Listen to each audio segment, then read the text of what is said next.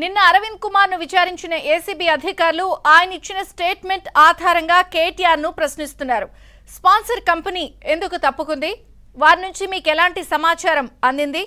పురపాలక శాఖను ఎందుకు రెండో ఒప్పందంలోకి లాగారు? హెచ్ఎండిఏ జనరల్ ఖాతా నిధులను విదేశీ కరెన్సీ రూపంలో ఎందుకు చెల్లించాలని ఆదేశించారు? ఆర్థిక శాఖ అనుమతి లేకుండా ఇవన్నీ చేయకూడదు అనే విషయం తెలీదా అనే కోణంలో కేటీఆర్ ను ప్రశ్నించనున్నట్లు తెలుస్తోంది. ఒక మంత్రిగా ప్రభుత్వ ధనాన్ని కాపాడాల్సింది విదేశీ కంపెనీతో ఒప్పందం ఎలా చేసుకున్నారు? నిబంధనల ఉల్లంఘన కనిపిస్తున్నా ఎందుకు నివారించలేకపోయారు అన్న విషయాలపై అరవింద్ కుమార్ వాంగ్మూలం ఆధారంగా ప్రశ్నిస్తున్నారు.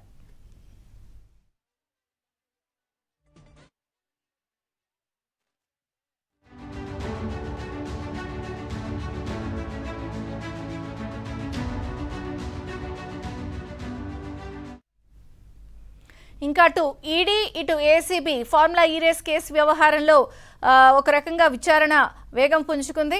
ఇక ఏసీబీ ఉదయం నుంచే కేటీఆర్ను ఇప్పటికే విచారణ ప్రారంభించింది.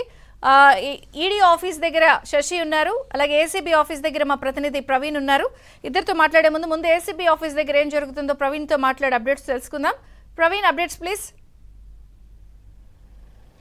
ఫార్ములా ఈ కార్ రేసింగ్ కేసులో దాదాపు 2.5 గంటలకు పైగానే కేటీఆర్ను విచారణ కొనసాగిస్తున్నారు. కేటీఆర్ యొక్క వాంగ్మూలాన్ని కూడా రికార్డ్ చేస్తున్నటువంటి పరిస్థితి కనపడుతుంది. నిన్న ఐఏఎస్ అధికారి అరవింద్ కుమార్ ఇచ్చినటువంటి స్టేట్మెంట్ను ఆధారంగా చేసుకొని ఈరోజు కేటీఆర్ను కూడా ప్రశ్నిస్తూ ఉన్నారు.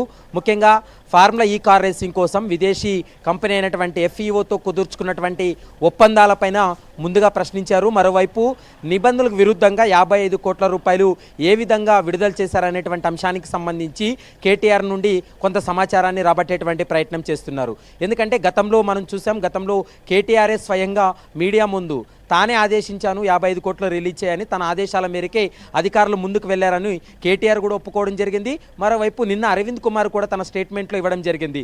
ఎందుకంటే అప్పటి మంత్రిగా ఉన్నటువంటి కేటీఆర్ ఆదేశాలతోటే మేము రిలీజ్ చేశాం తప్ప తాము వ్యక్తిగతంగా కాను లేకుంటే ఉద్దేశపూర్వకంగాను 55 కోట్ల రూపాయలు రిలీజ్ చేయలేదు, కాబట్టి అక్కడ మంత్రి ఆదేశాల మేరకే ముందుకు వెళ్ళామనేటువంటి అంశాన్ని చెప్పడం జరిగింది. మరోవైపు హెచ్ఎండిఏ సంబంధించినటువంటి 55 కోట్లు విదేశీ కరెన్సీ అంటే ఇండియన్ కరెన్సీని విదేశీ కరెన్సీ రూపంలో మార్చి దాన్ని బదిలీ చేసేటువంటి సమయంలో రిజర్వ్ బ్యాంక్ ఆఫ్ ఇండియా యొక్క అనుమతులు పొందాల్సి ఉంటుంది. కొంత రిజర్వ్ బ్యాంక్ ఆఫ్ ఇండియాకు నగదు చెల్లించాల్సి ఉంటుంది. అవన్నీ కూడా పాటించకుండా ఈ నగదు అనేది ట్రాన్సాక్షన్ జరిగింది. కాబట్టి వీటికి సంబంధించి కూడా పూర్తి స్థాయిలో విచారణ కూడా కొనసాగిస్తున్నటువంటి పరిస్థితి అయితే కనపడుతుంది. మనం చూస్తున్నాం ఏసీబీ కార్యాలయం వద్ద దాదాపు 2.5 గంటలకు పైగానే ఏసీబీ ముగ్గురు అధికారులు కూడా ప్రశ్నిస్తూ ఉన్నారు. ఏసీబీ జాయింట్ డైరెక్టర్గా ఉన్నటువంటి రుతురాజ్ అధికారితో పాటు ఒక అడిషనల్ ఎస్పీ మరొక డిఎస్పీ కూడా కేటీఆర్ని క్వశ్చన్ చేస్తున్నటువంటి పరిస్థితి కూడా స్పష్టంగా కనబడుతుంది. మరోవైపు ఏసీబీ కార్యాలయం 4 వైపులా కూడా పోలీసుల బందోబస్తు ఉంది. పెద్ద సంఖ్యలో ఈరోజు బీఆర్ఎస్ వాళ్ళు ఆందోళనలు నిరసన